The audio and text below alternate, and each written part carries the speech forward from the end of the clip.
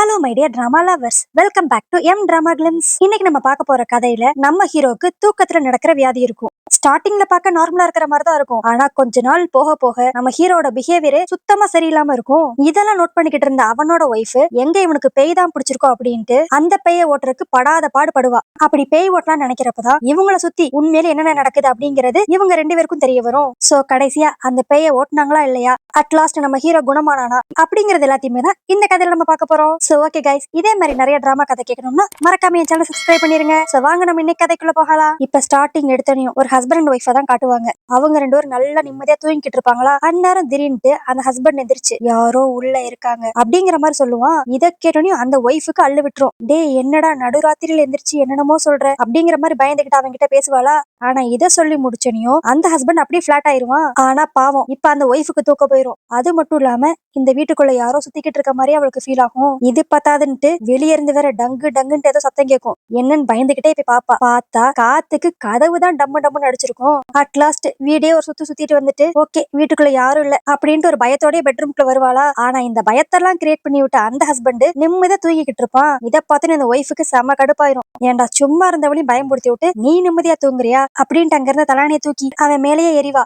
ஆனாலும் அது கூட தெரியாம அந்த ஹஸ்பண்ட் நல்லா தூங்கிட்டு இருப்பான். இப்ப அப்படியே அடுத்த நாள் தான் காட்டுவாங்க. இவன் நைட்டு பயன்படுத்தினதுல பாவம் அந்த ஒய்ஃப் ஒழுங்காவே தூங்கி இருக்க மாட்டா. ரொம்ப லேட்டா தான் எந்திரிப்பா. ஆனா ஹஸ்பண்டா எனக்கு டைம் ஆயிருச்சு நான் வேலைக்கு கிளம்புறேன் அப்படிங்கிற மாதிரி கிளம்பிடுவான். ஆக்சுவலி இவங்க தான் இந்த கதையோட ஹீரோ ஹீரோயின். இப்ப அப்படியே இவங்க வீட்டை தான் நம்மள சுத்தி காட்டுவாங்க. இவங்க ரெண்டு பேருக்கும் கல்யாணம் ஆகி கிட்டத்தட்ட ஒரு 2-3 வருஷம் தான் ஆயிருக்கும் போல. இப்ப அது மட்டும் இல்லாம நம்ம ஹீரோயின் பிரெக்னெண்டா வேற இருக்கா. நம்ம ஹீரோட ப்ரொஃபஷன் வந்து ஆக்டிங் போல. அது மட்டும் இல்லாம இவங்க வீட்டுல கியூட்டா ஒரு டாக் வேற இருக்கும். அதோட பேர் பெப்பர். அதுக்கடுத்து இப்ப நம்ம ஹீரோனும் எந்திரிச்சு ரெடி ஆகி அவங்க ஆபீஸ்க்கு போலான்னு சொல்லிட்டு வீட்டுல இருந்து கரெக்டா வெளியே தான் வருவாங்க. அங்க பார்த்தா கதவு கிட்டே ஒரு லேடி நின்னுகிட்டு இருப்பா. என்னன்னா இவ வந்து இப்ப புதுசா கீழ் வீட்டுக்கு வந்திருக்கா போல. இந்த லேடி அப்படியே நம்ம ஹீரோயின் கிட்ட ஒரு கேக்க கொடுத்து, நான் தான் இங்க புதுசா வந்திருக்கேன், வந்து ஒரு வாரம் ஆச்சு, வந்தோடனே இப்படி சொல்றேன்னு சொல்லி தப்பா எடுத்துக்காதீங்க. உங்க ஹஸ்பண்ட் உங்களை ரொம்ப லவ் பண்றாருன்னு நினைக்கிறேன். நீங்க ராத்திரி போடுற சத்தம் எல்லாம் எங்களால கீழே கேட்க முடியல, கொஞ்சம் சவுண்ட மட்டும் குறைச்சிக்கோங்க அப்படிங்கிற மாதிரி இன்டைரக்டா அவங்க ரொமான்ஸை பத்தி பேசிட்டு அவ போயிருவாளா. இதனால காலங்காத்தாலே நம்ம ஹீரோயினுக்கு கடுப்பாயிரும். நாங்களே எப்பயாச்சும் தான் ரொமான்டிக்கா இருப்போம், அதுக்கும் இவ ஒரு தடங்களை போடுறாயா அப்படிங்கிற மாதிரி கடுப்புலயே தான் அன்னைக்கு பூரா ஆபீஸ்ல ஒர்க் பண்ணிக்கிட்டு இருப்பாங்க. அதுக்கடுத்து அப்படியே நைட் ஆயிருமா. அடுத்து இப்ப நம்ம ஹீரோயின் வேலையெல்லாம் முடிச்சுட்டு ரெடியா வெயிட் பண்ணுவா. இப்ப நம்ம ஹீரோ வந்து பிக் பண்ணிட்டு ரெண்டு பேரும் வீட்டுக்கு தான் போய்கிட்டு இருப்பாங்களா. அப்ப நம்ம ஹீரோயின் காலையில நடந்ததை பத்தி எல்லாம் சொல்லுவா. இந்த மாதிரி கீழ் வீட்டுக்கு புதுசாயிரம் வந்திருக்காங்க போல, அவங்க வந்தோனையும் நம்ம ரொம்ப சவுண்ட் கொடுக்குறோம் அப்படிங்கிற மாதிரி சொல்றா. அவளுக்கு என்ன காண்டோ, இந்த மாதிரி நம்ம ரொமான்ஸ்ல குறுக்க வரதுல குறியா இருக்கா அப்படிங்கிற மாதிரி சொல்லிக்கிட்டு இருப்பா. அப்பதான் அந்த ஹஸ்பண்ட் கேட்பான், என்னது புதுசா கீழே யாரோ வந்திருக்காங்களா, அப்போ அந்த வயசானவர் ஒருத்தவர் இருந்தாரே அவர் காலி பண்ணிட்டு போயிட்டாரா அப்படிங்கிற மாதிரி கேட்பான். அந்த வயசானவனை பத்தி பேசணும் நம்ம ஹீரோயின் மூஞ்சே மாறிடும். அந்த ஆளை பத்தி எல்லாம் பேசாத, என்ன கேட்டா அந்த ஆள் இங்க இருந்து போனதே ரொம்ப நல்லது அப்படிங்கிற மாதிரி சொல்லுவா. சோ இதுலயே நம்மளுக்கு தெரிஞ்சுக்கலாம் இதுக்கு முன்னாடி கீழ் வீட்டுல இருந்த அந்த வயசானவனை நம்ம ஹீரோயினுக்கு சுத்தமா பிடிக்காது அப்படிங்கிற மாதிரி. அடுத்து அப்படியே வீட்டுக்கு வந்தனையும் நம்ம ஹீரோவும் ஹீரோயினும் அப்படியே ஜாலியா உட்காந்து டிவி பாத்துக்கிட்டு இருப்பாங்க. அது என்ன ஷோ பாப்பாங்கன்னா நம்ம ஹீரோ நடிச்ச ஏதோ ஒரு சீரிஸ் தான் பாத்துக்கிட்டு இருப்பாங்களா.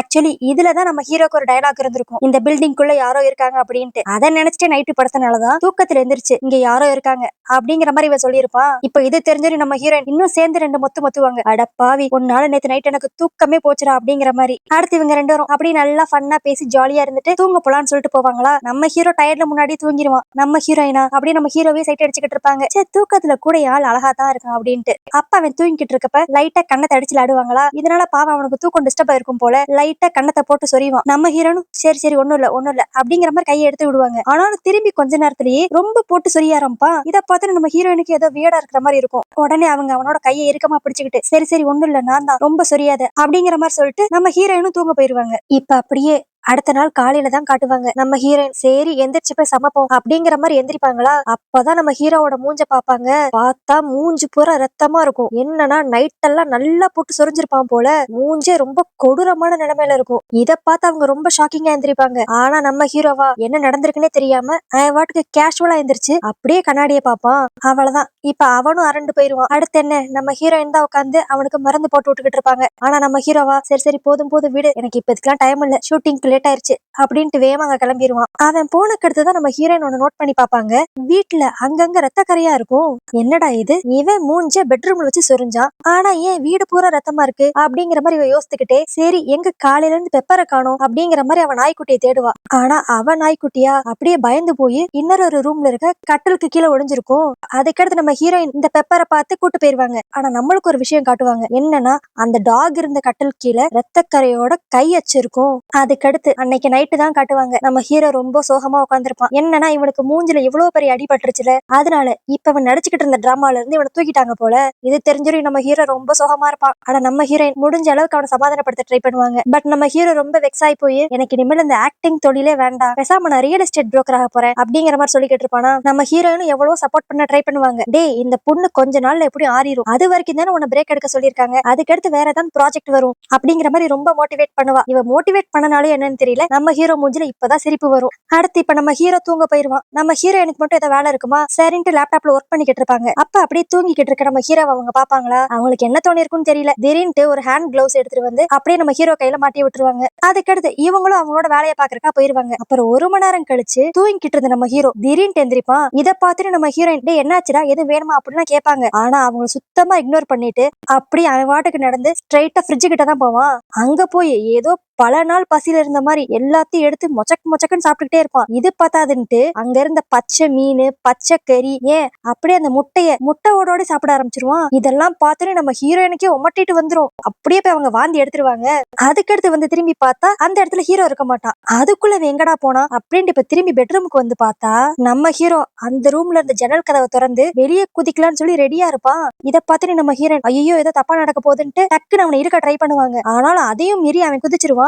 பட் நல்ல வேலையா பாதி உடம்பு மட்டும் தான் வெளியே போயிருக்கும். நம்ம ஹீரோயின் பாவம் பிரெக்னெண்டா வேற இருக்காங்களா, கஷ்டப்பட்டு அவனை எப்படியோ இழுத்து திரும்பி வீட்டுக்குள்ளேயே போட்டுருவாங்க. இப்ப வீட்டுக்குள்ள வந்து விழுந்தனையும் நம்ம ஹீரோவா எனக்கு என்ன ஆச்சு, நான் கட்டில தானே படுத்திருந்தேன் அப்படிங்கிற மாதிரி ரியாக்ட் பண்ணிக்கிட்டு இருப்பான். அப்புறம் தான் அவன் பின்னாடி திரும்பி பார்ப்பான். நம்ம ஹீரோயினும் கீழே தான் கிடப்பாளா. உடனே ஓடி போய் ஐயோ ஹனி உனக்கு என்னாச்சு, ஏன் தரையில படுத்திருக்க அப்படிங்கிற மாதிரி கேட்பான். இதெல்லாம் பாக்குறப்ப நம்ம ஹீரோயினுக்கே ரொம்ப வியர்டா இருக்கும். என்னடா இது இவ்வளவு நேரம் நடந்த எதுவுமே ஞாபகம் இல்லையா அப்படிங்கிற மாதிரி. ஆனா இருந்தாலும் அவங்க என்ன நினைச்சுக்குவாங்கன்னா தன்னோட ஹஸ்பண்ட் வந்து வேலையில பிரச்சனை வந்துருச்சு அப்படிங்கறக்காக சூசைட் பண்ணிக்கலாம் நினைச்சிட்டான் அப்படின்ட்டு இவங்க நினைச்சுக்குவாங்க.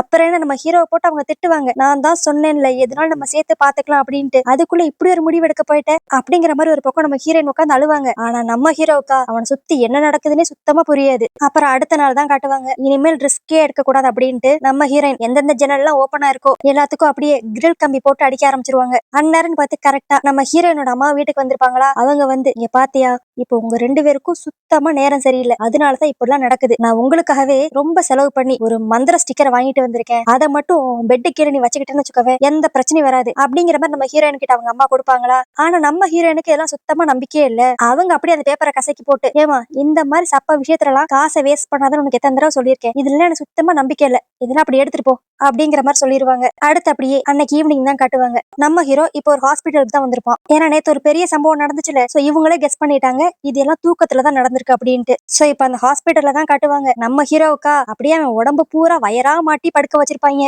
அதுக்கடுத்து அப்படி கொஞ்ச நேரத்துல நம்ம ஹீரோக்கு தூக்கமும் வந்துருமா. குட்டியார் தூக்கம் தூங்கி எந்திரிப்பான். என்னன்னா இவன் தூங்குறப்ப இவனோட பிரெயினோட வேவ்ஸ் எல்லாம் எப்படி இருக்குன்னு சொல்லி செக் பண்றதுதான் இந்த டெஸ்டே எடுத்திருக்காங்க. இப்ப இதெல்லாம் பார்த்த டாக்டர் அப்படியே உங்களுக்கு எல்லாமே நார்மலா தான் இருக்கு, ஆனா தூங்குறப்ப மட்டும் உங்க பிரெயின்குள்ள நிறைய காம்ப்ளிகேஷனான விஷயங்கள் நடக்குது. சிம்பிள் டேர்ம்ஸ்ல சொல்ல போனா நீங்க நல்லா தூங்குறீங்க, பட் ஆனா உங்க பிரெயினுக்கு ஒரு மாதிரி ரெஸ்ட் இல்லாம இருக்கு. எனக்கு தெரிஞ்சு ஓவர் ஸ்ட்ரெஸ்ஸா இருக்கீங்கன்னு நினைக்கிறேன், அதனாலதான் இப்படி உங்களுக்கு தூக்கத்துல என்னமோ நடக்குது, இது இப்பெல்லாம் கேஷுவலா ஆயிருச்சு அப்படிங்கிற மாதிரி சொல்லுவானா. இதெல்லாம் கேட்டோன்னே நம்ம ஹீரோயின் பயந்துகிட்டு அப்பனா இது எது பெரிய வியாதியா அப்படிங்கிற மாதிரி எல்லாம் கேட்பாங்க. ஆனா அந்த டாக்டரா சே நீங்க நினைக்கிற அளவுக்கு எல்லாம் கிடையாதுங்க, இது ஜஸ்ட் தூக்கத்துல நடக்கிற வியாதி மாதிரி தான். என்ன அதோட அடிஷனலா சேர்ந்து நிறைய வியர்டான விஷயங்கள் பண்ணுவாங்க. அவங்களுக்கு திடீர்னு பசிக்கிற மாதிரி இருக்கும், பச்சையா எல்லாத்தையும் சாப்பிடுவாங்க. அது மட்டும் இல்லாம அவங்க மூஞ்செல்லாம் அடிக்கடி போட்டு சொரிஞ்சுக்குவாங்க. இந்த மாதிரி நிறைய சிம்டம்ஸ் தெரியும். பட் இதெல்லாம் நம்ம கரெக்டா ட்ரீட்மெண்ட் எடுக்க எல்லாம் சரியாயிரும் அப்படிங்கிற மாதிரி அந்த டாக்டர் சொல்லுவானா. சோ நம்ம ஹீரோயினும் ட்ரீட்மெண்டா அப்பனது சர்ஜரி மாதிரியா அப்படிங்கிற மாதிரி எல்லாம் கேட்பாங்க. ஐயோ அந்த அளவுக்கு எல்லாம் கிடையாது, நான் சொல்ற மாதிரி நீங்க ரெகுலரா அவரோட லைஃப் ஸ்டைல மாத்தினீங்கன்னாவே போதும், இந்த பிரச்சனை ஒரு முடிவுக்கு வந்துரும். ஃபர்ஸ்ட் நீங்க பண்ண வேண்டியது அவர் இப்போதைக்கு ஆல்கஹால் நிப்பாட்டணும் அப்படிங்கிற மாதிரி சொல்லுவாங்க. அதுக்கடுத்து இவர் தெரியாதனமா தூக்கத்துல நடக்கிறப்ப அவரையோ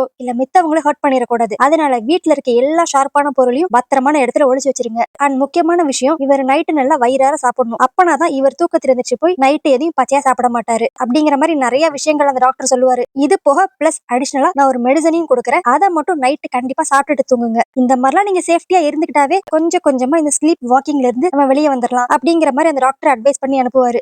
இதெல்லாம் அப்படியே ஒன்னொன்னா ஃபாலோ பண்ணி இன்னைக்கு நைட் அப்படியே மாத்திரையை போட்டு நம்ம ஹீரோ தூங்கிடுவாரா.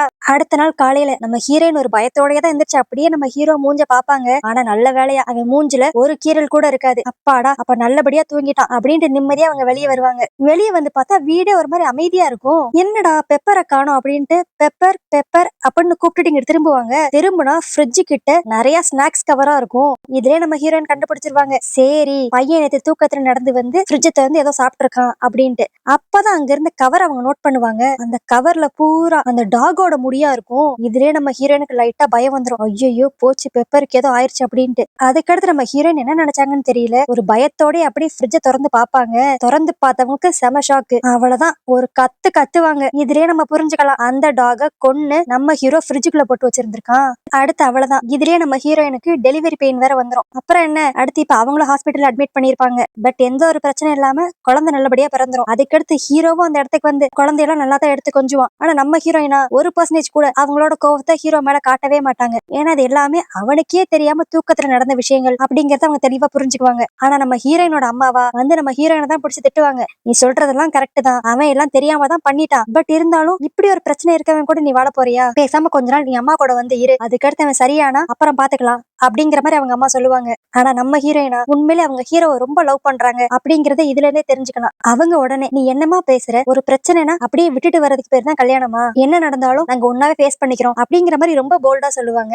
அடுத்து இப்போ ஹாஸ்பிட்டல் இருந்து டிஸ்சார்ஜ் ஆகி வீட்டுக்கு வந்துருவாங்களா. வீட்டுக்கு வந்தோடனே நம்ம ஹீரோ கார்ல வச்சே பேபி நான் ஒரு முக்கியமான டிசிஷன் எடுத்திருக்கேன். ஒரு கொஞ்ச நாளைக்கு மட்டும் நான் பக்கத்துல இருக்க ஒரு ஹோட்டல்ல தங்கிக்கிறேனே, எல்லாம் இந்த பிரச்சனை முடியற வரைக்கும் தான் நான் நல்லபடியா டேப்லெட் சாப்பிட்டு இந்த பிரச்சனை எல்லாம் முடிஞ்சுக்கடுத்து நம்ம வீட்டுல வந்து ஸ்டே பண்ணிக்கிறேன் அப்படிங்கிற மாதிரி அவன் சொல்லுவானா. ஆனா அதுக்கு உடனே நம்ம ஹீரோ நல்லா பிடிச்சு திட்டி விட்டுருவாங்க. எங்க அம்மா கிட்ட சொன்னதா உனக்குமே நம்ம கல்யாணம் பண்ணிக்கிட்டதே எல்லா அப்ஸ் அண்ட் டவுன்ஸ்லயும் ஒன்னா இருக்கணுங்கிறக்காக தான். சோ அதை புரிஞ்சுக்கிட்டு ஒழுங்கா பேசு அப்படிங்கிற மாதிரி திட்டிட்டு அவங்க போயிருவாங்க. சரி நம்ம ஒய்ஃபே நம்மளுக்கு சப்போர்ட்டா இருக்காளே இது போதும் அப்படின்ட்டு இப்ப நம்ம ஹீரோவும் அந்த வீட்டுக்குள்ள வந்துருவான். ஆனா இப்ப இவங்க ரெண்டு பேரும் வீட்டுக்குள்ள வந்து நீ பண்ற வேலை இவங்க பெட்ரூம் டோருக்கு ஒரு பெல்ல செட் பண்ணி விடுவாங்க. என்னன்னா சப்போஸ் நைட்டு தூக்கத்துல நம்ம ஹீரோ நடந்து போனாலும் இந்த பெல் சவுண்ட் கேட்டு ஹீரோயின் எந்திரிச்சிடணும் அப்படிங்கறக்காக. அது மட்டும் இல்லாம நம்ம ஹீரோ ஒரு ஸ்லீப்பிங் பேக் வேற வாங்கியிருப்பான். அதுக்குள்ள போய் படுத்துக்கிட்டு நல்ல ஜிப்பை போட்டு லாக் பண்ணிட்டா அவனால அவ்வளவு சீக்கிரத்துல நகர முடியாது. சோ இது எல்லாத்தையுமே இப்படி இவங்க செட் பண்ணி வச்சுக்கிட்டு இருப்பாங்களா. அப்ப நம்ம ஹீரோயின் ஜன்னல் வழியா ஏதோ பாப்பாங்க. என்னன்னா இவங்க கீழ் வீட்டுல ஒரு லேடி இருந்தாங்கல்ல, அவங்களுக்கு ஒரு பையன் இருப்பான் போல. அந்த குட்டி பையன் இவங்க வீட்டுல இருக்க டாக் மாதிரியே ஒரு டாக் அப்படியே வாக்கிங் கூட்டு போய்கிட்டு இருப்பான். இதை அப்படியே நம்ம ஹீரோயின் ஒரு மாதிரி ஏக்கமா பாப்பாங்க. அடுத்து இப்போ நைட் டைம் ஆயிருமா, நம்ம ஹீரோ தூங்க போயிருவான். ஆனா நம்ம ஹீரோனுக்கு தூக்கமே வராது. அவங்க அப்படியே லேப்டாப்ல இவங்க டாக் பெப்பர் கூட எடுத்த போட்டோஸ் எல்லாத்தையுமே அப்படி பாத்துக்கிட்டே இருப்பாங்களா. இவங்களுக்கு பாவம் ரொம்ப கஷ்டமா தான் இருக்கும். அடுத்து அப்படியே அந்த ஃப்ரிட்ஜை தான் திரும்பி குறுன்னு பாப்பாங்க. அடுத்து என்ன நினைச்சாங்கன்னு தெரியல. டக்குன்னு இப்ப பெட்ரூம் குள்ள போய் தூங்கிக்கிட்டு இருக்காங்க ஹஸ்பண்ட் கிட்ட போய் நீ மாத்திரை சாப்பிட்டியா அப்படிங்கிற மாதிரி கேட்பாங்க. அவனும் தூக்கத்துல போட்டுக்கிட்டேன் அப்படிங்கிற மாதிரி தான் சொல்லுவான். ஆனால் நம்ம ஹீரோனுக்கு ஏதோ ஒரு பயம் இருந்திருக்கும் போல. அப்படியே 2 மாத்திரையை எடுத்து தூங்கிக்கிட்டு இருக்க நம்ம ஹீரோ வாய்க்குள்ளே போட்டு விட்டுருவாங்க. என்னன்னா இவன் என்னானாலும் எனக்கு நைட் எந்திரிச்சிடவே கூடாது அப்படிங்கிற மாதிரி இப்ப நம்ம ஹீரோயினும் கொஞ்சம் பயப்பட ஆரம்பிச்சிட்டாங்க. என்னடா இது இவ்வளவு நேரம் வரைக்கும் சப்போர்ட் பண்ணிக்கிட்டு இருந்தா இப்ப இப்படி பண்றாளே அப்படிங்கிற மாதிரி தான் லைட்டா இருக்கும். அதுக்கும் ஒரு காரணம் இருக்கும். என்னன்னா நம்ம ஹீரோயின் அப்படியே இந்த பெப்பரோட போட்டோஸ் எல்லாம் ஒரு மாதிரி ஏக்கமா பாத்திருப்பாங்கல்ல. அதுக்கடுத்து லேப்டாப்ல என்ன சர்ச் பண்ணி பாத்திருப்பாங்கன்னா இந்த மாதிரி தூக்கத்துல நடக்கிற வியாதி இருக்கிறவங்க என்னென்னலாம் வியர்டா பண்ணுவாங்க அப்படிங்கிற மாதிரி சர்ச் பண்ணி பாத்திருப்பாங்க. அதுல முக்காவாசி காட்டுற இன்ஃபர்மேஷன் எல்லாமே ஐயோ தூக்கத்துல நடக்கிற வியாதில ரொம்ப ரிஸ்க்குங்க, இந்த மாதிரிதான் நிறைய பேர் தூக்கத்துல நடந்து அவங்க குட்டி குழந்தைய கொலை பண்ணிருக்காங்க, அவங்களோட ஒய்ஃபை கொலை பண்ணிருக்காங்க இப்படிங்கிற மாதிரி இன்ஃபர்மேஷன் தான் நம்ம ஹீரோயினுக்கு வந்திருக்குமா. இதை பார்த்தோன்னே அவங்க லைட்டா பீதி ஆயிருப்பாங்க. சோ அதனாலதான் இப்ப அவங்க ஹஸ்பண்டுக்கு வந்து 2 தூக்கம் மாதிரி அவங்க கொடுத்திருக்காங்க. பட் இருந்தாலும் நம்ம ஹீரோயினுக்கு ஒரு மாதிரி பயமாவே தான் இருக்குமா. உடனே அந்த குழந்தைய கூப்பிட்டுக்கிட்டு அப்படியே ஹால்ல போய் படுத்துருவாங்க. ஆனா அங்க போயான்ட்டு அவங்க நிம்மதியா தூக்கம் வருமா, வரவே வராது. இதெல்லாம் பத்தவே பத்தாது. பேசாம நம்ம இன்னும் நல்லா சேஃபான இடத்துல போய் உட்காந்துக்கலாம் அப்படின்ட்டு இப்ப பாத்ரூம் குள்ள போய் பாத்டப்ல உட்காந்து 2 பேரும் தூங்க ஆரம்பிப்பாங்க. என்னமா இது நீயே இப்படி ஹஸ்பண்ட் சந்தேகப்படலாமா அப்படிங்கிற மாதிரி தான் நம்ம நினைச்சுக்கிட்டு இருப்போம். ஆனா அடுத்த செகண்ட்ல என்ன ஆகும்னா தூங்கிக்கிட்டு இருந்தவன் எப்படியும் எந்திரிச்சு வந்திருப்பான் போல. அவன் வந்து இந்த பாத்ரூம் கதவை தான் போட்டு தட்டுன்னு தட்டி ரொம்ப ஃபோர்ஸா திறக்க ட்ரை பண்ணுவான். பாவம் உள்ள பாத்ரூம்ல உட்காந்துருக்க நம்ம ஹீரோயினுக்கு அள்ளு கிளம்பும். பட் நல்ல வேலையா கொஞ்ச நேரத்துல அந்த சத்தம் அடங்கிரும். அதுக்கடுத்து அப்படியே நம்ம ஹீரோயின் மெதுவா வந்து லைட்டா கதவை திறந்து பாப்பாங்க. பார்த்தா நம்ம ஹீரோ ஹால்ல தான் இருப்பான். ஆனா என்னன்னா தூக்கத்திலே நடந்து வந்து ஹால்ல பாத்ரூம் போவான். ஆக்சுவலி இவன் தூக்கத்திலே நடந்து வந்து பாத்ரூம் போகணுங்கிறக்காக தான் அந்த கதவை அப்படி போட்டு திறந்திருப்பான் போல. பட் அந்த கதவு திறக்கவே இல்லைன்னு ஹால்ல வாட்டுக்கு பாத்ரூம் கோவம் போக ஆரம்பிச்சிருவான். நம்ம ஹீரோயின் பாப்பாங்க, ஐயோ நாளாக நாளாக இந்த பிரச்சனை ரொம்ப முத்திக்கிட்டே போகுதே, பேசாம நாளைக்கே போய் டாக்டரை பாத்துருவோம் அப்படின்ட்டு இப்ப அடுத்த நாளே போய் டாக்டரை பாப்பாங்களா. ஆனா அங்க போய் பார்த்தா நம்ம ஹீரோவும் டாக்டரும் தான் பேசிக்கிட்டே இருப்பாங்க. நம்ம ஹீரோயின் அப்படியே பேய் பிடிச்ச மாதிரி அந்த ரூமையே ஒரு மாதிரி வியர்டா பாத்துக்கிட்டே இருப்பாங்க. பட் இருந்தாலும் நம்ம ஹீரோவும் ரொம்ப முயற்சி பண்ணுவான். அவன் நெட்ல நிறைய அதை பத்தி படிச்சு ஏதோ ஒரு மாத்திரை பேர்லாம் வந்து சொல்லி இந்த மாத்திரை நீங்க எனக்கு ரெக்கமெண்ட் பண்ணா சீக்கிரம் சரியாயிரும் சொல்லி நெட்ல சொல்றாங்க அப்படிங்கிற மாதிரிலாம் கேட்பான். ஆனா அதுக்கு அந்த டாக்டரா, நீங்க சொல்ற மருந்துலாம் எஃபெக்டிவான மருந்து தான், பட் அதெல்லாம் ஃபைனல் ஸ்டேஜ்ல கொடுக்குற மருந்து, அது இப்பவே உங்களுக்கு கொடுத்தா உங்க உடம்பு அதை அடாப்ட் பண்ணிக்குமான்னு தெரியல அப்படிங்கிற மாதிரிலாம் பேசிக்கிட்டு இருப்பான். இதை கேட்டோன்னே நம்ம ஹீரோயின் கடுப்பாகி, அதான் நிறைய பேருக்கு சரியா இருக்குல்ல, அப்ப அந்த மருந்தை இவருக்கு நீங்க பிரிஸ்கிரைப் பண்ண வேண்டியதானே அப்படிங்கிற மாதிரி கத்துவா. ஆனா அதுக்கு அந்த டாக்டர் பொறுமையா, இங்க பாருமா எல்லாருக்கும் ஒரே கேஸ் மாதிரி கிடையாது, ஒவ்வொருத்தவங்களுக்கு ஒவ்வொரு மாதிரி நாங்க ட்ரீட்மெண்ட் கொடுக்கணும் அப்படிங்கிற மாதிரி சொல்லுவானா. உடனே நம்ம ஹீரோயின், அப்படின்னா நீங்க என்ன சொல்ல வரீங்க, என் ஹஸ்பண்டுக்கு சரியாகாதுன்னு சொல்ல வரீங்களா, நேத்து என்ன நடந்துச்சுன்னு தெரியுமா, இவருக்காக பயந்துகிட்டு நானும் என் குழந்தையும் பாத் டப்ல தூங்கிக்கிட்டு இருந்தோம், இப்படியே போச்சுன்னா எனக்கும் பைத்தியம் பிடிச்சிரும் அப்படிங்கிற மாதிரி கத்துவாளா. ஆனா அப்பயும் அந்த டாக்டர், இல்லம்மா எனக்கு உங்க நிலைமை புரியுது, பட் இருந்தாலும் நாங்க எடுத்தோம் கவுத்தோம் மாத்திரையை கொடுத்துட முடியாதுல அப்படிங்கிற மாதிரிதான் சொல்லுவான். நம்ம ஹீரோனுக்கு செமையா கடுப்பாயிரும். அங்க இருந்து ஒரு மாத்திரை டப்பாவை அப்படியே தூக்கி அந்த டாக்டர் மண்டையிலே போட்டு, நீ எல்லாம் போடி டாக்டர்டா, உன்கிட்ட போய் வந்தோம் பாரு அப்படிங்கிற மாதிரி கோச்சிட்டு கிளம்பிடுவாங்க. சோ இந்த சீன்ல நமக்கு நல்லா தெரிஞ்சிரும் நம்ம ஹீரோ தூக்கத்துல நடக்கிற வியாதினால பாதிச்சதை விட நம்ம ஹீரோயின் தான் ரொம்ப பாதிச்சிருக்காங்க அப்படின்ட்டு. அடுத்து இப்ப எல்லாரும் வீட்டுக்கு தான் வந்துருவாங்களா. வீட்டுக்கு வந்தனையும் நம்ம ஹீரோ பிடிச்சு திட்டுவான், ஏய் உனக்கு என்ன பைத்தியம் அடி, அந்த டாக்டர் மேல போய் மருந்து தூக்கி எறிகிற, எனக்கு புரியுது உன்னோட நிலைமை, நம்ம அந்த டாக்டர் சொன்ன மாதிரியே கொஞ்ச நாள் இப்ப போய்கிட்டு இருக்க ட்ரீட்மெண்ட்டே கண்டினியூ பண்ணுவோம், ஏதாவது இம்ப்ரூவ்மெண்ட் இருக்கான்னு பாப்போம் அப்படிங்கிற மாதிரி தான் பேசிக்கிட்டு இருப்பான். ஆனா நம்ம ஹீரோயினா, என்னமோ பண்ணுங்க அப்படிங்கிற மாதிரி இப்ப கீழே போயிருவாங்களா. இப்ப கீழே போய் சரி ஸ்மோக் பண்ணலாம் அப்படிங்கிற மாதிரி நினைக்கிட்டு இருப்பாங்க. அப்ப அந்த இடத்துக்கு கரெக்டா அந்த கீழ் வீட்டு லேடி வருவா. அவ வந்து, எனக்கு புரியுது நீ ஏன் இவ்வளவு சுகமா இருக்கேன்ட்டு, உங்க வீட்டுல ஏதோ பிரச்சனைன்னு மட்டும் எனக்கு தெரியும், ஆனா என்னன்னு எனக்கு சரியா தெரியல, பட் என்னோட அட்வைஸ் நான் ஒண்ணு சொல்றேன், சில மேரேஜ் செட் ஆகலன்னு தெரிஞ்ச உடனேமே தனியா வரதான் புத்திசாலித்தனம், இல்ல அதையும் மீறி அதை நான் இழுத்து பிடிச்சு ஒட்ட ட்ரை பண்ணுவேன் அப்படின்னு நினைச்சீங்கன்னா யாரான ஒரு ஆளுக்கு தான் ரொம்ப காயப்படும் அப்படிங்கிற மாதிரி அவ சொல்லிட்டு போயிருவா. இதெல்லாம் பாக்குறப்ப நம்மளுக்கே ஐயோ ஒருவேளை நம்ம ஹீரோயின் நம்ம ஹீரோ விட்டுட்டு போயிருவாளோ அப்படிங்கிற மாதிரி தான் இருக்கும். பட் ஆனா அன்னைக்கு நைட்டே நம்ம ஹீரோயின் இன்னும் அவங்க நம்ம ஹீரோவை நம்புறாங்க அப்படிங்கறத நம்மளுக்கு தெளிவா காட்டுவாங்க. என்னன்னா நம்ம ஹீரோ, ஐயோ போதுண்டா சாமி இந்த பிரச்சனையே வேண்டாம் அப்படின்ட்டு காருக்குள்ள போய் தூங்கலான்ட்டு போவானா. ஆனா அங்கேயும் நம்ம ஹீரோயின் வந்து, உனக்கு என்ன பைத்தியமா பிடிச்சிருக்கு, இப்படி பண்றதுனால எல்லா பிரச்சனையும் சரியாயிருமா, நீ மட்டும் நைட் இங்க தூங்குன காலைல வந்து பார்த்தா செத்து கிடப்படா, இங்க அவ்வளவு குளிர் அடிக்குது, நம்ம இது எல்லாத்தையும் நம்ம வீட்டுல இருந்தே சரி பண்ணுவோம், வா மேல போவோம் அப்படிங்கிற மாதிரி நம்ம ஹீரோவை கூட்டு போயிருவாங்க. ஆக்சுவலி நம்ம ஹீரோயினுக்கு நம்ம ஹீரோ பிஹேவியர் எல்லாம் பார்த்தா பயமா தான் இருக்கு, பட் இருந்தாலும் அதை எப்படியான்ட்டு ரெண்டு பேரும் சேர்ந்து சரி பண்ணணும் அப்படிங்கிற மாதிரி அவங்க நினைக்கிறாங்க. இப்ப அப்படியே மேல வந்தனையும் இருக்க சேஃப்டி மெஷர்ஸ் எல்லாம் போதாதுன்ட்டு புதுசா ஒரு பூட்டு வேற வாங்கிட்டு வந்திருப்பான். சோ நைட் இவன் தூங்க போனோனையுமே நம்ம ஹீரோயின் வெளியே இருந்து திரும்ப லாக் பண்ணிடணும், அப்பனாதான் இவங்களுக்கும் குழந்தைக்கும் எதுவும் ஆகாது அப்படிங்கிற மாதிரி இவங்க ரெண்டும் ஸ்ட்ராங்கா நம்புறாங்க. சோ எப்படியோ கடவுள் புண்ணியத்துல அன்னைக்கு நைட்டு சேஃப்டியா போயிரும். அப்படி அடுத்த நாள் காலையில தான் காட்டுவாங்க நம்ம ஹீரோயினோட அம்மா ரொம்ப வியர்டா ஏதோ ஒரு லேடியை கூட்டு வந்திருப்பா. என்னன்னு பார்த்தா இந்த லேடி பேய் ஓட்டுறவங்களா. நம்ம கூட நினைப்போம் போச்சு நம்ம ஹீரோயின் நல்லா திட்டி விட போறாங்க, அவங்களுக்கு தான் இந்த மாதிரி விஷயங்களே பிடிக்காதே அப்படின்ட்டு. ஆனா நம்ம ஹீரோயினா பாவ ஏற்கனவே பயந்து தானே இருக்காங்க, அதனால வாங்க வாங்க அப்படிங்கிற மாதிரி அந்த பேய் ஓட்டுறவங்கள நம்ம ஹீரோயினே உள்ள வெல்கம் பண்ணுவாங்க.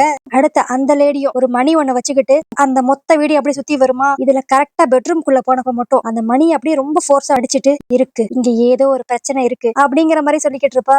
அதுக்கடுத்து ஸ்ட்ரைட்டா நம்ம ஹீரோ கிட்ட வந்து அந்த மணியை ரொம்ப ஃபோர்ஸா ஆட்டிக்கிட்டே இருப்பா. அதுக்கடுத்து நம்ம ஹீரோ மூஞ்சி பாத்துக்கிட்டு இருந்தவ அப்படியே மேல அண்ணாந்து அவனோட கழுத்து மேல மட்டுமே பாத்துக்கிட்டே இருப்பா. பட் இவ பண்றது எதுவுமே நம்ம ஹீரோக்கு பிடிக்காது, அவனுக்கு அப்படியே ஒரு மாதிரி இரிட்டேட் ஆகிற மாதிரியே தான் இருக்கும். அடுத்து அப்படியே அந்த லேடி நம்ம ஹீரோயின் கிட்ட திரும்பி, நீ ஒரு ஆண் கூட வாழல, ரெண்டு பேர் கூட வாழ்ந்துகிட்டு இருக்க அப்படிங்கிற மாதிரி சொல்லுவா. இதெல்லாம் கேட்க கேட்க நம்ம ஹீரோயினுக்கு ரொம்ப அள்ளு கிளம்பும். நம்ம ஹீரோயின் அப்படியே ஷாக்கிங்கா, என்ன சொல்றீங்க நீங்க அப்படிங்கிற மாதிரி கேட்பா. அதுக்கு அந்த லேடியா, நீ ரீசெண்டா இப்ப யாரோட மனசையே உடைச்சிருக்க, அவனோட ஆத்மா தான் உன் கூட வாழ முடியலங்கிற கவலையில இப்ப இவன் மேல வந்து பொசஸ் ஆயிருக்கு அப்படிங்கிற மாதிரி சொல்லி இன்னும் பயமுறுத்தி விடுவா.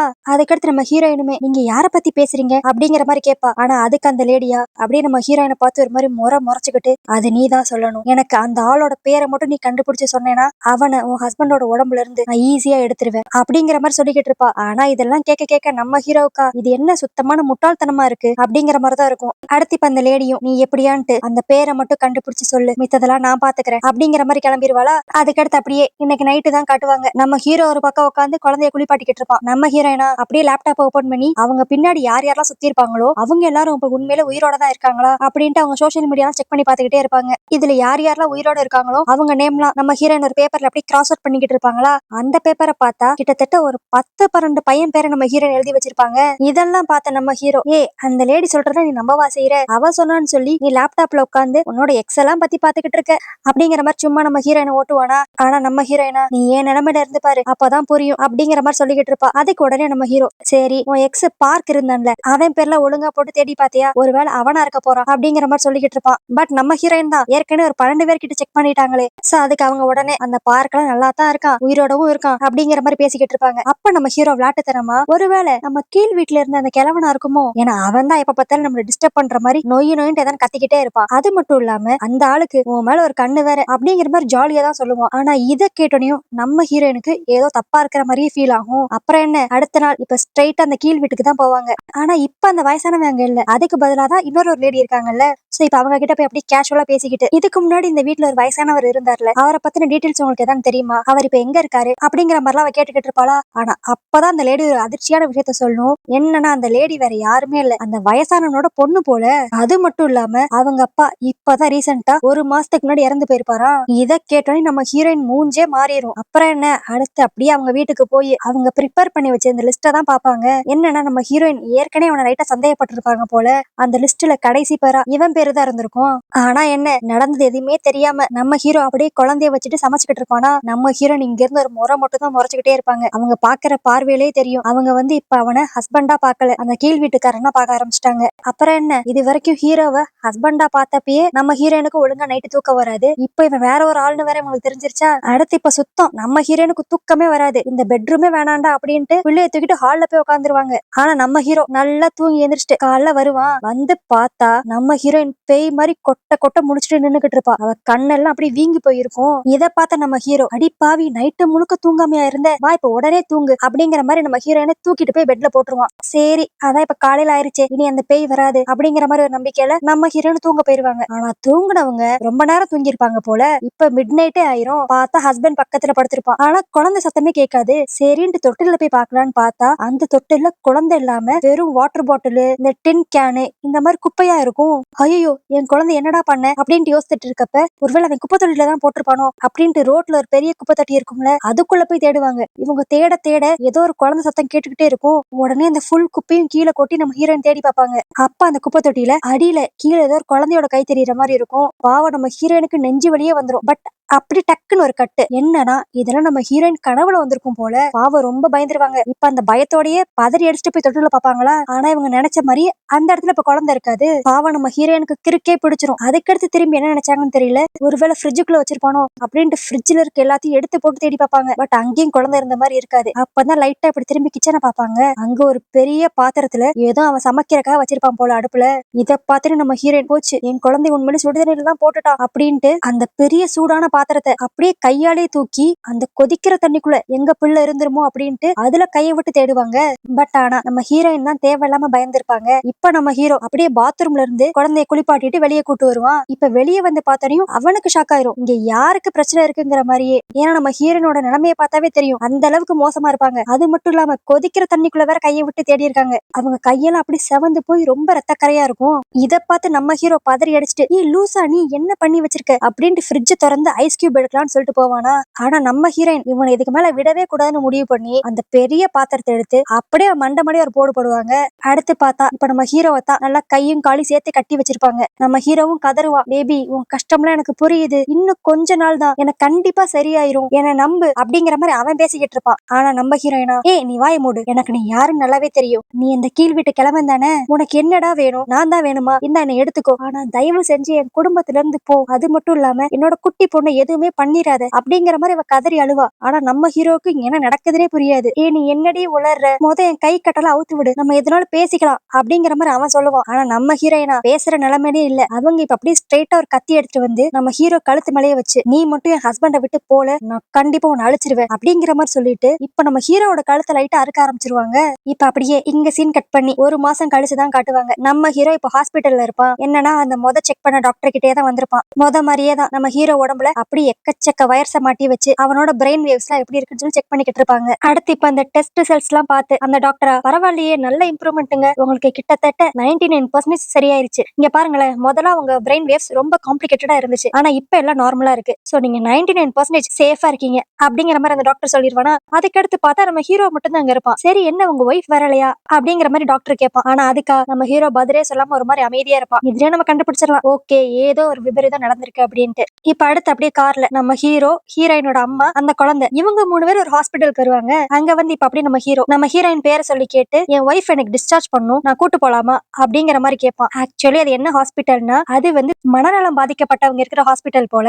நம்மளுக்கே இந்த இடத்துல கன்ஃபியூஸ் ஆயிரும். என்னடா ஹீரோக்கு தான் பிரச்சனைன்னு பார்த்தா இப்ப ஹீரோயினை இப்படி வந்து ஒரு ஹாஸ்பிட்டல்ல சேர்த்து விட்டுருக்காங்க அப்படிங்கிற மாதிரி. ஆனா இதெல்லாம் ஒரு பெரிய ட்விஸ்ட். இப்ப அங்க செக் பண்ணி பார்த்த நர்ஸ் வந்து இல்லையே அவங்க காலையிலே கிளம்பி போயிட்டாங்களே அப்படிங்கிற மாதிரி சொல்லுவாங்க. இதை கேட்டு நம்ம ஹீரோக்கு இன்னொரு மாதிரி பதட்டமா இருக்கும். ஐயோ இவ வேற எங்க போய் தொலைஞ்சான்னு தெரியலையே அப்படின்ட்டு. அதுக்கடுத்து குழந்தையும் நம்ம ஹீரோயினோட அம்மாவை மட்டும் இவனோட மாமியார் வீட்லயே விட்டுட்டு வந்துட்டு இப்ப இவன் மட்டும் தனியா இவங்களோட வீட்டுக்கு வருவான். இப்ப வீட்டுக்குள்ள என்ட்ரானனையும் பார்த்தா அது இவ வீடு மாதிரியே இருக்காது. ஏதோ ஒரு மந்திரவாதியோட வீடு மாதிரியே இருக்கும். எல்லா இடத்துலயும் மந்திர வார்த்தைகள் இருக்கிற நோட்ஸ் எல்லாம் அப்படி ஒட்டி ஒட்டி வச்சு இதுல நடுவுல 2-3 மெழுகுவத்தி எல்லாம் ஏத்தி ஒரு மாதிரி இந்த வீட்டுக்குள்ள வந்தனையும் ஒரு வித்தியாசமான வைப்பு தான் நம்ம ஹீரோ கொடுக்கும். அடுத்து இப்ப கரெக்டா அந்த இடத்துக்கு ஹீரோயினும் வருவாளா. அவ வந்தனையும் நம்ம ஹீரோ அப்படியே சந்தோஷமா பேபி எனக்கு இப்ப ஃபுல்லா சரியாயிருச்சு, இனிமேல் நம்மளுக்கு எந்த பிரச்சனையும் இல்ல அப்படிங்கிற மாதிரி சொல்லுவானா. ஆனா அதெல்லாம் நம்ம ஹீரோயின் காதுல விழுகவே விழுகாது. அவ இப்ப அப்படியே வந்து சரி ஓகே எல்லாம் பேசிக்கலாம், ஃபர்ஸ்ட் நான் சொல்றேன் நீ தெளிவா கேளு அப்படின்ட்டு அவ வீட்டுக்கு நடுவுல இருக்க டிவி ஆன் பண்ணுவா. அதுல இப்ப இவ கலெக்ட் பண்ண எக்கச்சக்க இன்ஃபர்மேஷன்ஸ போட்டு காட்டுவா. அதுல ஃபர்ஸ்ட் என்னவா இருக்கும்னா யாரான ஒரு ஆள் இறந்து போய் அவங்க ஆசை நிறைவேறலைன்னா 10 நாள்ல அவங்க ஆத்மா இந்த உலகத்துக்குள்ளே சுத்திக்கிட்டு இருக்கும். அதுக்கடுத்து கொஞ்சம் கொஞ்சமா அது எதை நோக்கி வந்துச்சோ அதுக்கான வேலைகளை ஆரம்பிக்கும். பட் இப்படியே 100 நாள் அது இந்த உலகத்திலேயே அடைஞ்சிருச்சுன்னா அதுக்கடுத்து இந்த உலகத்தை விட்டு அது போகாது அப்படிங்கிற மாதிரி எல்லாத்தையும் டீட்டெயிலா எக்ஸ்பிளைன் பண்ணுவாளா. இதெல்லாம் பாக்குறப்ப நம்ம ஹீரோக்கு இவளுக்கு என்னாச்சு ஏன் என்னென்னமோ வளர்றா அப்படிங்கிற மாதிரிதான் இருக்கும். ஆனா அதுக்கடுத்து நம்ம ஹீரோயின் அடுத்த ஒரு பெரிய குண்டை தூக்கி போடுவாங்க பாக்கணும். என்னன்னா கரெக்டா அக்டோபர் 8ஆம் தேதி தான் அந்த கீழ் வீட்டு கிழமை இறந்திருக்கான். அதுக்கடுத்து 10 நாள் கழிச்சு அந்த லேடி நம்ம கிட்ட வந்து உங்க வீட்டுல ரொம்ப சத்தமா கேக்குது அப்படின்னு சொல்லி அவ சொன்னா. நம்ம கூட நம்ம 2 பேரும் ஒன்னா இருந்த சத்தத்தை தான் அவ சொல்றா அப்படின்னு சொல்லி நினைச்சோம். ஆனா அதுதான் இல்ல. கரெக்டா அன்னையில இருந்துதான் அந்த கிழமை உடம்புக்குள்ள வர ஆரம்பிச்சிருக்கான். சோ அதனாலதான் நைட்டு நீ தூக்கத்துல ஏதோ பண்ண விஷயங்கள் அவங்களுக்கு டிஸ்டர்ப் ஆகி சவுண்டா கேட்டிருக்கு அப்படிங்கிற மாதிரி நம்ம ஹீரோயின் சொல்லிக்கிட்டு இருப்பாளா. ஆனா இதெல்லாம் நம்ம ஹீரோ சுத்தமா நம்ப மாட்டான். உனக்கு என்ன பைத்தியமா பிடிச்சிருக்கு, என்னென்னமோ நீ சொல்லிக்கிட்டு இருக்க, மேபி அவன் இறந்ததும் இவங்க சவுண்ட் கேட்டுச்சுன்னு சொன்னதும் கோயின்சிடன்ஸா கூட இருக்கலாம்ல அப்படிங்கிற மாதிரி சொல்லுவான். ஆனா நம்ம ஹீரோயின் அவங்க பிடிச்ச பிடியில இருந்து மாறவே மாட்டாங்களா. அப்ப நம்ம ஹீரோ சொல்லுவான் சரி இவ்வளவு பேசுறியே, இப்போ நீ சொல்றபடி பார்த்தா இன்னைக்கு 99th டே தான். அப்படி பார்த்தா அந்த ஒரு மாசமா அந்த கிழமை என் உடம்புக்குள்ள வரவே இல்லையே, ஹாஸ்பிட்டல்ல நல்லா தானே இருந்தேன், அது மட்டும் இல்லாம டாக்டர் எல்லாமே நார்மல் ஆயிடுச்சுன்னு சொன்னாரு அப்படிங்கிற மாதிரி இவன் சொல்லுவானா. அதுக்கு உடனே அடுத்து நம்ம ஹீரோயின் உனக்கு ஒண்ணுமே சரியா தெரியல அப்படின்ட்டு அடுத்த ஒரு போட்டோவை போட்டு காட்டுவா. இத பார்த்துட்டு நம்ம ஹீரோக்கு அப்படி கண்ணு முடியெல்லாம் பிதுங்கிரும். என்னவா இருக்கும்னா இவனுக்கே தெரியாம இந்த வீட்டுல வச்சு அதுவும் இவனை வச்சே ஒரு ரிச்சுவல் பண்ணிருப்பாங்க.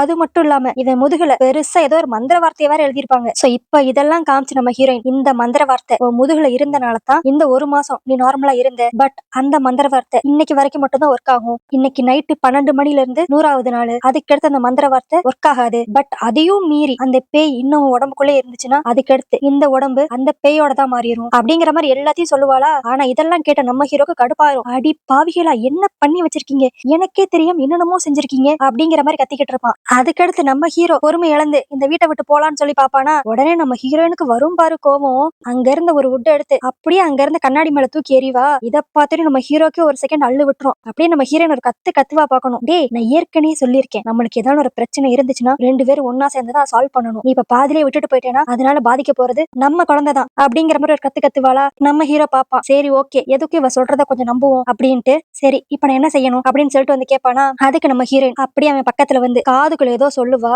இதை கேட்டோன்னு நம்ம ஹீரோக்கு இன்னொருக்கு அப்படி கண்ணு முடியெல்லாம் பிதுங்கி தலையே சுத்துற மாதிரி ஆயிரும். அதுக்கடுத்து அப்படியே பொறுமையா எந்திரிச்சு ஃப்ரிட்ஜ் கதவை போய் திறப்பான். அங்க பார்த்தா ஒரு வெள்ளை டாக் உள்ள ஃப்ரீஸ் ஆகி இறந்து போய் கிடக்கும். என்னன்னா அது அந்த கீழ் வீட்டு நாய் போல. இதை பார்த்துட்டு நம்ம ஹீரோக்கு அப்படி உமட்டிட்டு வந்துரும். அப்படியே போய் பாத்ரூம்ல போய் வாந்தி எடுப்பானா.